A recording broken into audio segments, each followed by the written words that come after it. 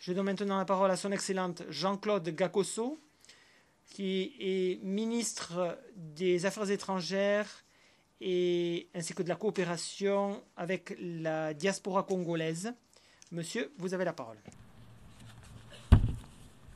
Madame la Présidente, Monsieur le Secrétaire général des Nations Unies, Excellences, Mesdames et Messieurs les chefs de délégation, c'est pour moi un agréable devoir de prendre la parole à cette auguste assemblée, réunie en ce lieu à la fois mythique et mémorable, en ce lieu dévoué à la paix dans le monde, et ce, au nom de son Excellence M. Denis Sassou Nguesso, président de la République du Congo et de son gouvernement. Madame la Présidente, la paix, on ne le dira jamais assez, n'a pas d'alternative. Notre intime conviction est qu'elle est l'un des biens les plus précieux que nous tenons à la fois de la providence et de notre humaine intelligence. La paix, Madame la Présidente, est bien ce trésor inestimable quand on partage toutes les nations du monde, tous les peuples de la terre et l'ensemble de la communauté des États. C'est la paix, ne l'oublions jamais, qui est la raison d'être de ce bel édifice que sont les Nations Unies. C'est bien la paix qui est le mobile essentiel de notre présence régulière et assidue en ces lieux. Or, qu'observons-nous aujourd'hui en jetant un regard panoramique sur notre monde et sur les idéologies nouvelles qui en émergent? L'exacerbation et la persistance des tensions entre les États, la résurgence des nationalismes grégaires que l'on croyait surannés, la banalisation du discours sectaire fondé sur une glorification fétichiste de l'identité, la contamination xénophobe de certaines couches sociales, l'intolérance ethnique, voire raciale, et la dénégation de l'autre, touchant parfois des populations entières. La remise en cause de cette formidable diversité des expressions culturelles canonisées ici même aux Nations Unies et qui constituent la richesse de notre monde. La remise en question du multilatéralisme, pourtant source d'équilibre dans les relations internationales.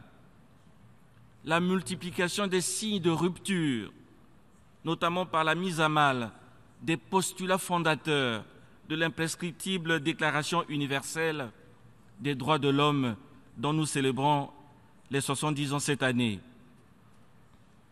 Dans le même temps, Madame la Présidente, nous voyons proliférer les conflits en divers points de la planète, tandis que le terrorisme aveugle et l'extrémisme violent, qui souvent se nourrissent du prosélytisme religieux, ont quasiment pris en otage de vastes territoires qu'ils ont transformés en zones de non-droit, encouragés en cela par l'irrépressible vanité des uns et les calculs géostratégiques égoïstes des autres. Notre monde, on le voit bien, est entré dans une nouvelle période d'incertitude et peut-être même de turpitude, en tout cas une période qui, à certains égards, nous renvoie à la mémoire des sombres années 30 du XXe siècle. À preuve, la terrible et terrifiante idée de guerre entre les États a ressurgi avec violence dans le vocabulaire de l'actualité, même si pour l'heure et par euphémisme, on l'habille du qualificatif commercial. Tout cela, Madame la Présidente, se passe sous nos yeux, alors que tous, et sans exception, nous appartenons à cette divine et unique race humaine, alors que tous, nous sommes les habitants à droit égal et à part égale de cette demeure commune, don du ciel, qu'est la planète. Madame la Présidente, que dire de la crise migratoire et du bilan macabre de ces milliers de vies humaines, souvent jeunes, englouties dans les profondeurs abyssales de la Méditerranée? Comment pourrions-nous, nous, Nations Unies, rassemblés ici au sein de ce cénacle pacifique et fraternel, nous, peuples humains, réunis dans une communauté de destin, comment pourrions-nous demeurer sans réagir face à cette saignée juvénile sans précédent dans l'histoire? Comment pourrions-nous rester les bras croisés face à ce sort tragique d'un continent qui se dépeuple sous nos yeux et se prive de ses forces vives, de sa jeunesse vaillante et de ses bras valides censés construire son avenir?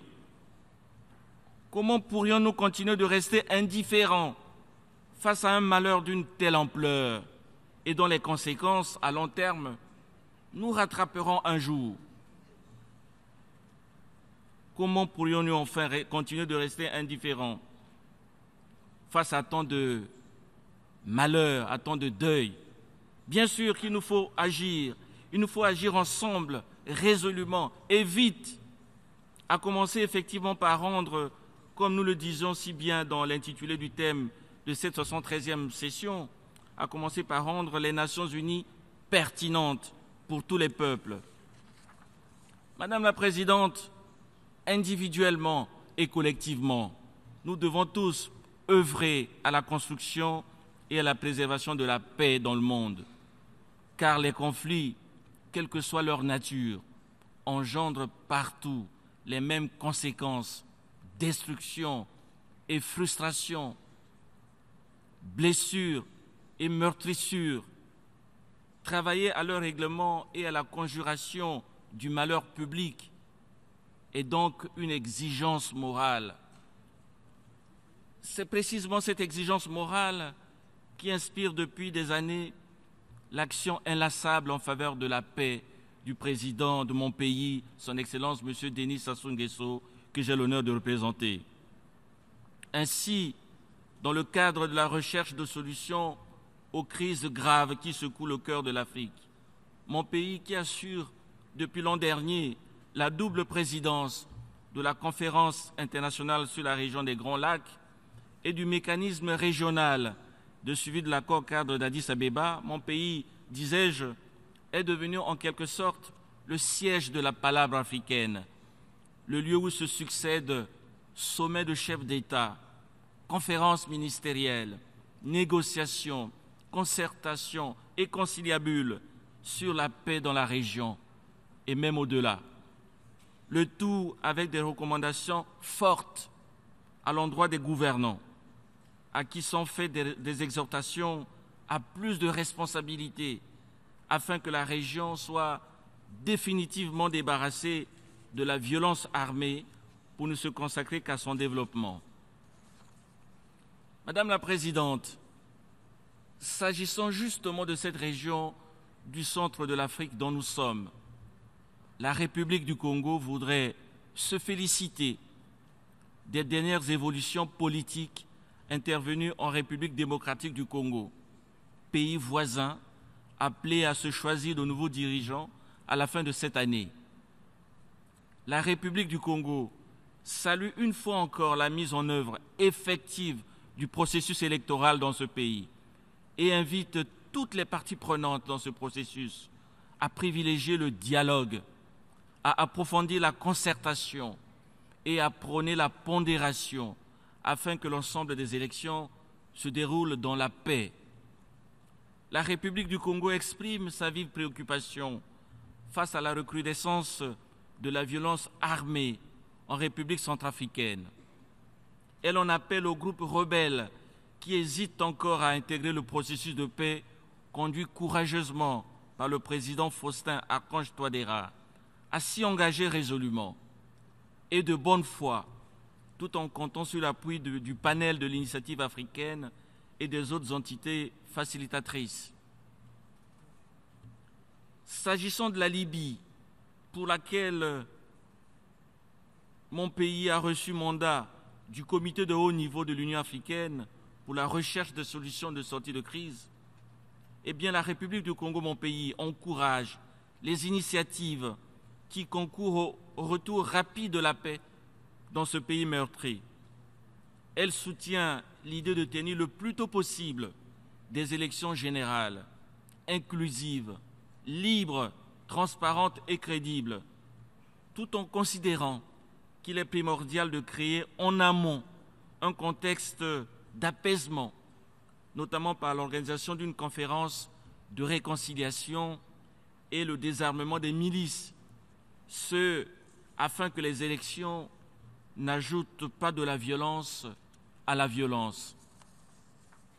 Madame la Présidente, en République du Congo même, le département du Poul, dans la partie sud du pays, naguère en proie à une rébellion résiduelle, a enfin retrouvé le bonheur de la paix.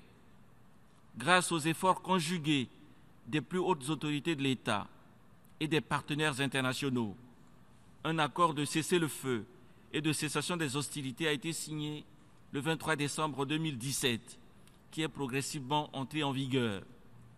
C'est ici le lieu de saluer l'accompagnement des Nations Unies, notamment dans la mise en place rapide du financement du programme désarmement, démobilisation et réinsertion des anciens combattants. Pour la République du Congo, la poursuite des idéaux de paix et la réalisation des objectifs de développement au bénéfice de la multitude constituent des engagements essentiels, des engagements qui induisent notamment une plus grande intégration des femmes et des jeunes dans les processus de décision et dans la mise en œuvre des actions visant principalement l'éradication de la pauvreté sous toutes ses formes. Il est évident que l'on ne peut espérer bâtir des sociétés prospères et paisibles si les femmes, qui sont la moitié de l'humanité, et si les jeunes, qui sont les bâtisseurs du monde de demain, ne jouissent pas pleinement de leurs droits légitimes.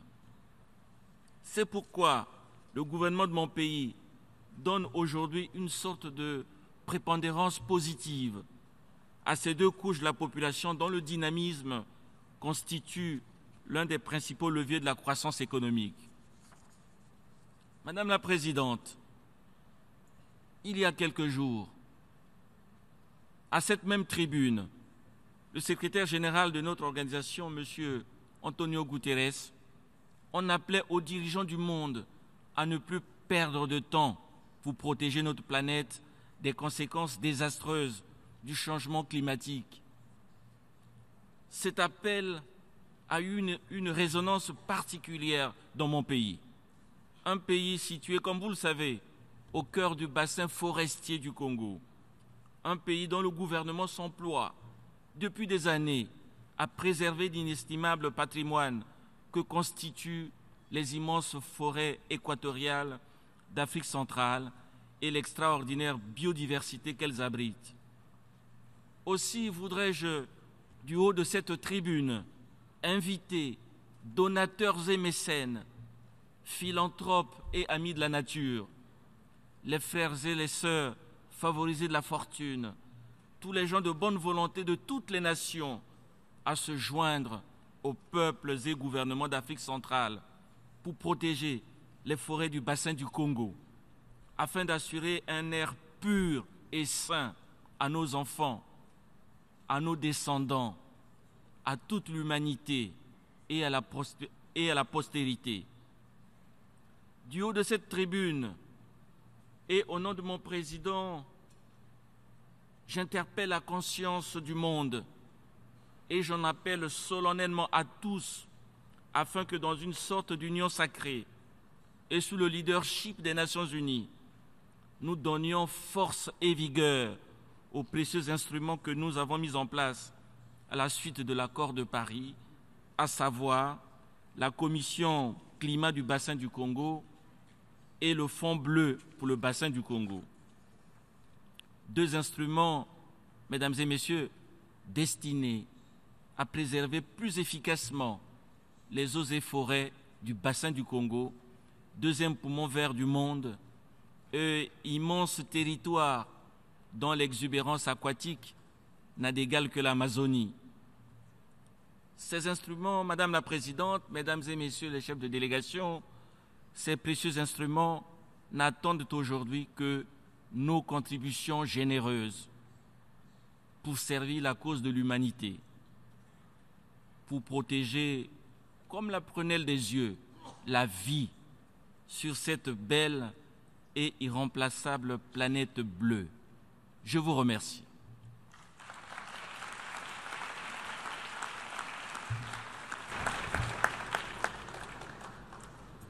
Je remercie le ministre des Affaires étrangères, de la coopération et du Congolais de l'étranger du Congo de sa déclaration.